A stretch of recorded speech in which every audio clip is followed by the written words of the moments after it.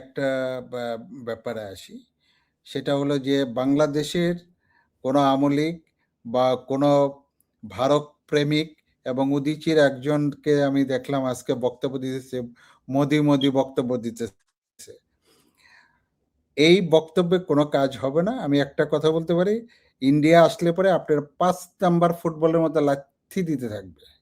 ইন্ডিয়ার এক লোক আজকে বলতেছিল, আমার মা 80 বছর বয়স, এই দেশে জন্মগ্রহণ করছে 80 বছর, এখন সে নাকি ইন্ডিয়ার বাসী না। তাকে জিজ্ঞেস করতেছে তুমি কি ইন্ডিয়ান কিনা। তো ইন্ডিয়ান প্রেম করে লাভ নেই। বাংলাদেশে যারা আছেন বহুত শান্তিতে আছেন। এর চেয়ে প্রিয় জায়গা আর কোথাও পাবেন না। যেখানে যাবেন 5 নাম্বার ফুটবলের মতো লাথি খাবেন। এত প্রেম, এই প্রেম থেকে বের হইতে হবে। দেশকে ভালোবাসেন, অনেক উপকার আসবে। এই দেশকে ভালোবাসেন না দেখে, আপনাদের মতো লোক রয়েছে দেখে, এই যে third party, third column, fifth column এরা এসে দেশে আপনি অশান্তি করতেছে, আমরা ইনভাইট করতেছি। এখানে হলো গ্রে এরিয়া। এখন জামাত এবং বিএনপির ভিতরে আমি বলি, যদিও আমি কোনো পলিটিক্যাল পার্টি করি না, সের ভিত্তিতে আমি বলতেছি যে আমার তিক্ততা দেখার অনেক অভিজ্ঞতা হয়েছে। বাংলাদেশের only problem, we don't focus forward, আমরা ব্যাক, পিছনে। 54 বছর আগে 1971 সাল নিয়ে এই গণ্ডির ভিতরে রয়েছি। যতদিন পর্যন্ত এই গণ্ডির বাইরে না আসতে পারবেন, ততদিন এই কামড়া কামড়ি এগুলো চলবেই। ভাই এখন 15 বছর বয়স, 16 বছর বয়স, এই ছেলে আপনার 71 যুদ্ধের ইনভলভ কোনো কিছু ছিল না, তাকে ব্লেম খেলে তো লাভ নেই ভাই। ভবিষ্যতে আপনি কি করবেন, এই জায়গাতে আসবেন। এটা হলো আমাদের রাজনীতিবিদদের একটা বলবো যে আপনার, এটা বলবো যে এটা ডার্ক সাইড। কারণ একটা লোকের যখন মাইন্ডসেট, জ্ঞান, মাথা যখন কাজ করে না, সে তখন তার স্ট্রেংথটা দেখো পিছনের এইটাকে নিয়ে আসলে পরে তো আমি একটু শক্তিশালী হব। সে ওই 71 সালের এই ঘটনা, এই যে আমলিক কিন্তু এই জিনিসটাই করছে, কথাবার্তা সবাইকে রাজাকার বলে টলে একেবারে। আরে ভাই, এই 20 বছর ছেলেকে রাজাকার বললে পরে আপনি কি মেনে নেবেন নাকি ভাই?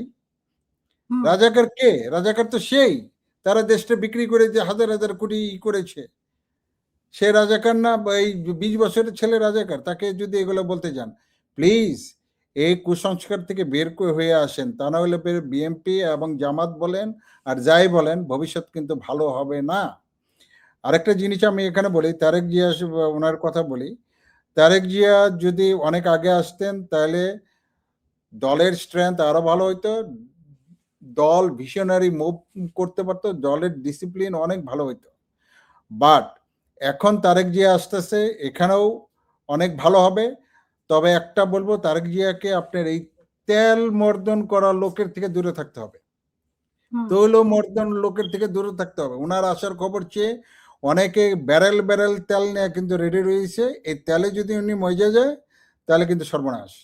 তাহলে কিন্তু আমি ইয়া ভাই আছে মনিরুজ্জামান ভাইকে বলবো যে সর্বনাশ হয়ে যাবে। তাহলে কিন্তু বিএনপির দেখবেন যে আওয়ামী লীগের মতো কিন্তু অস্তিত্বের সম্মুখীন হবে। ওনাকে বাইর করতে হবে। এখানে খাঁটি লোককে, প্রজ্ঞাবান লোককে, যে কাজ করার লোক, যার চুরি বাটপারি এবং চাঁদা তোলার অভিজ্ঞতা আছে, এই লোক সমস্ত লোকরে কোনোভাবেই তাকে ইলেকশনে ভোট চাওয়ার জন্য পাঠাবে না। কারণ যে ব্যক্তি চাঁদা, যেমন আমার এলাকাতে যে ব্যক্তি চাঁদা করছে, যে ব্যক্তি অত্যাচার করছে 5ই আগস্টের পরে চাঁদা নিয়ে, সে লোক যদি ভোট চাইতে যায়, ভোট আরো 20টা কমে যাবে।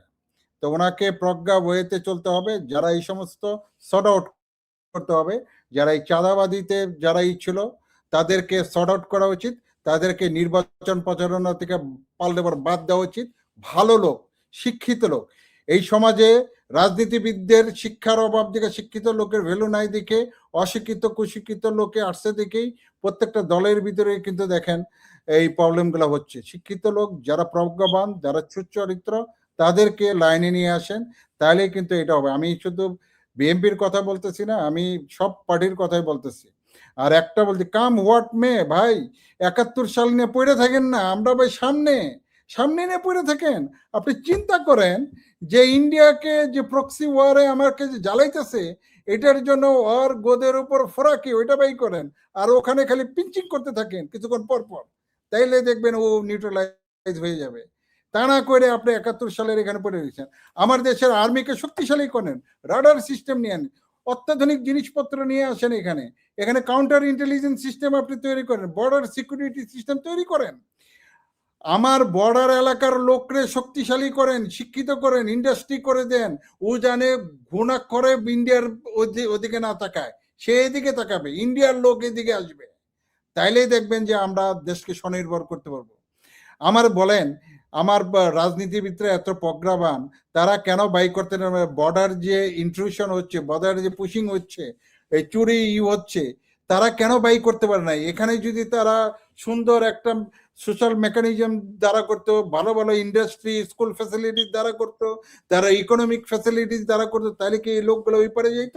কোনোদিনই যেত না, বরং ওই পারের দিকে আসতো। কারণ এই প্রজ্ঞা কাজ করেন এদিকে, আজকে আমরা হ্যান্ডিক্যাপ রয়েছি এবং আমাদের সবকিছু আমরা বিক্রি করে দিছি এক স্বার্থের জন্য, যে আমি একটা নমিনেশন পাবো, আমি 5 কোটি টাকার একটা গাড়ি কিনবো, আমি এই রাস্তাঘাট তৈরি করার একটা প্রজেক্ট দেবো। ভাই, এই ব্যবসা বাণিজ্য এগুলো বন্ধ করেন, দেখেন কয়টা আপনি প্রকৃত রাজনীতিবিদ এখানে পান। সেই জায়গাগুলোতে এখানে আসতে হবে। আরেকটা জিনিস আপনাকে বলি, ইন্ডিয়ার কথা।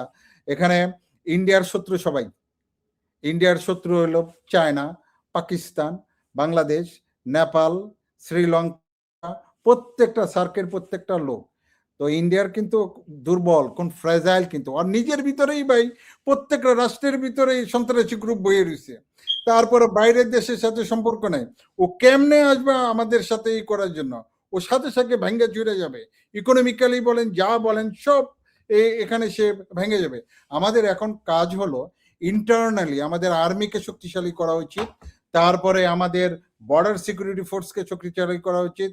আমাদের যে এই যে ভালো ছেলেদের আছে, 3 মাসের ট্রেনিং আপনি করে দেন, কম্পালসারি করে দেন, মিলিটারি ট্রেনিং কম্পালসারি করেন, তাইলে দেখেন ও খালি কাঁপতে থাকবে, কাঁপতে থাকবে। কাউন্টার ইন্টেলিজেন্স ডেভেলপ করেন।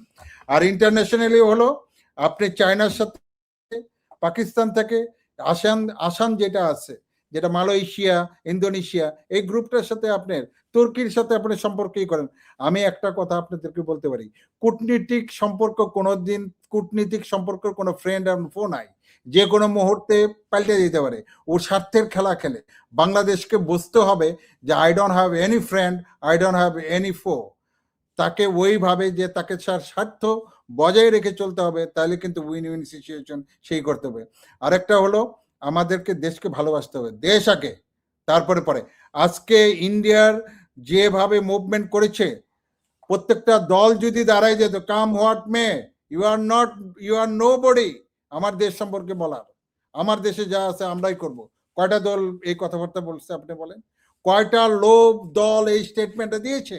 এই জায়গায় যদি আপনি এক পেজে আসতে পারতেন, কোন দেশ আপনার বিপক্ষে কথা বলতে পারতো না।